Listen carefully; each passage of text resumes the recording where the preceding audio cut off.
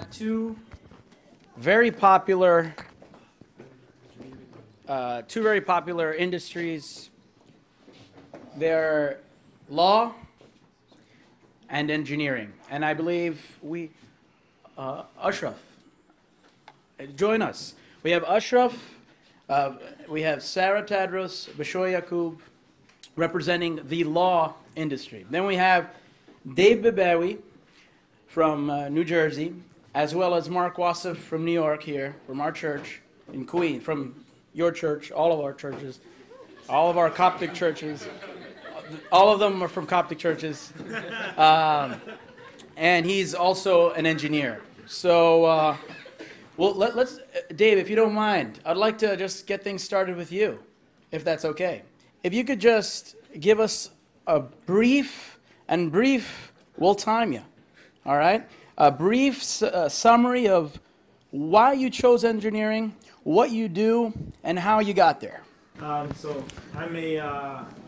I studied electrical engineering, and I'm working currently as a computer engineer. I do software development for a firm in New York City. So why I got into this field is because I love technology, I love computers, I love to figure out how these things work, and how a computer that used to take like a whole room, like the size of this room, the first computer took up the size of this whole room. And they printed stuff out on like pieces of paper and stuff like that.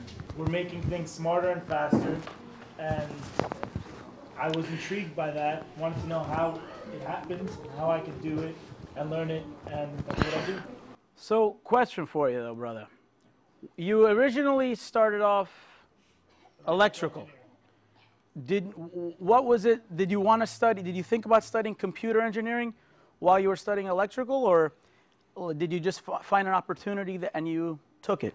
I had finished electrical engineering degree when I figured out that I wanted to do computer engineering. One of those things where you keep figuring stuff out later in life. Very interesting. I'm sure you'll share more with our group and actually the world on CYC.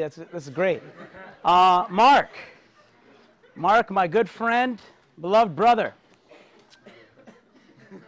Can you please just also share with us your story? I went to school for pre-med, and I didn't like this field. So what I did, I interned as an engineer, and then I liked it. I was like, wow, this is pretty cool.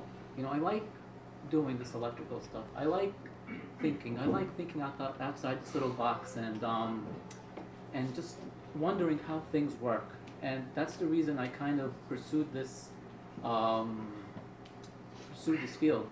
So I got my master's degree, and I continued working, and so far so good. Okay, great. Well, can you talk? I mean, we want to know, what is it exactly that you do within engineering right now? Okay, so basically, it's a desk job, but not really a desk job. So what it is, I do design work, and I do deal with people in the field. So I deal with contractors. I deal with let's say they're running cables. Since I'm an electrical engineer, I deal with a lot of different kinds of cables.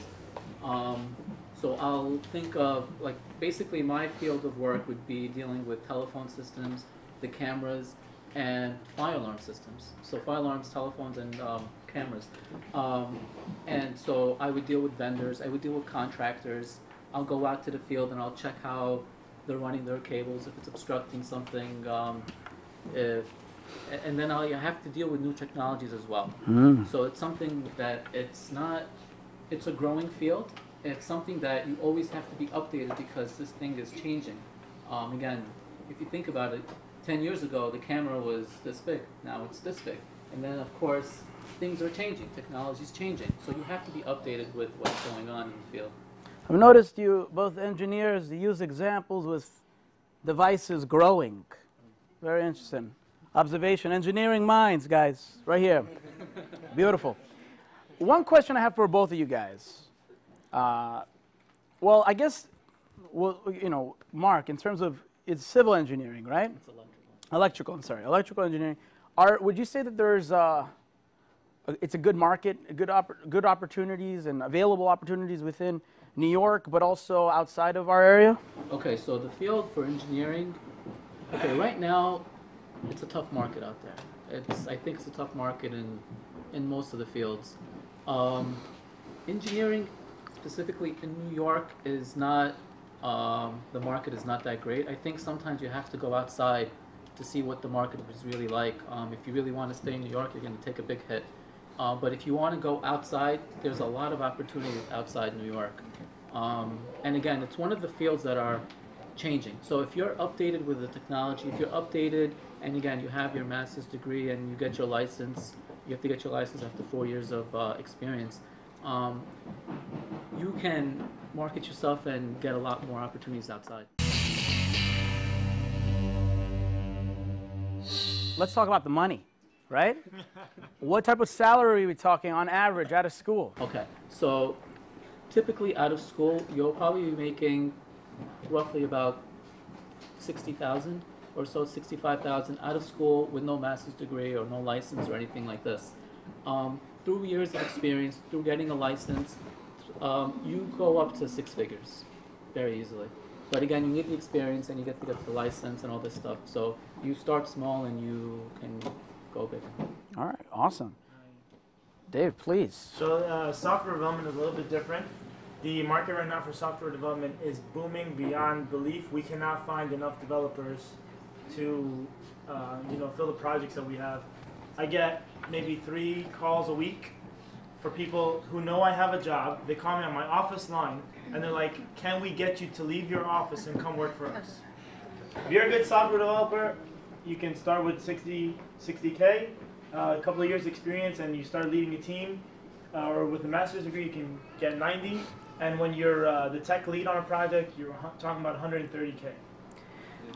Wow, I'm really glad you brought that up, Dave. I mean, not because I personally love technology and all that stuff, but I could just tell you that, things are changing, and you guys are just the live examples of how that's really true. Engineering, we're not done with these great brothers of ours. We're going to speak to them later. But let's get right into it. Let's talk about law. I didn't do it, right? So I didn't do it. That will go for Bashoy. Sarah, I believe, that's my fiance. Yeah, how are you? Sarah, you're currently in school. Can I ask you a question? Why law? I think I don't know why, but I always wanted to do law. That sounds really weird, but I just did. In grade 10, we did an assignment of what do you want to do and why, and it was law, and I have no idea why. I think I may have watched an episode of Judge Judy one time and liked it. I really don't know, but... Wait a minute, you go to Judge Judy's school, don't you? No, I'm in her Interesting. school she graduated from, which is weird. But anyways, you threw me off. Oh, sorry. All right, so I guess what was the typical question? How did it start off? Anyway, the point is here that you're in it now. What did you do? How did you get there? Oh, because she's into school now, so... So then I guess I just saw it as a challenge, throughout high school, college. It's just something, I even considered a master's maybe instead of law because school was getting tough. I don't know, I just was sick of school, but then I didn't find anything that I cared enough about to do a master's in, so I'm like, all right, we're going with the law, and now I'm in it, in my last year, and that's pretty much it. So being the last year, almost gonna get out into the working world and take the bar exam, what would you say, what experience what advice would you have for the people here and watching that are interested in going and pursuing a law degree, law career, but are just hesitant and they weren't so sure like yourself? What would you tell them? Well, I guess I would really recommend you do your research, figure out why you might want to do law, and if it's something that interests you, go for it. If you're picking your undergrad majors and stuff, I would also consider maybe picking a background where you have a fallback, because law is not always something that you get into school and you might not want to do it.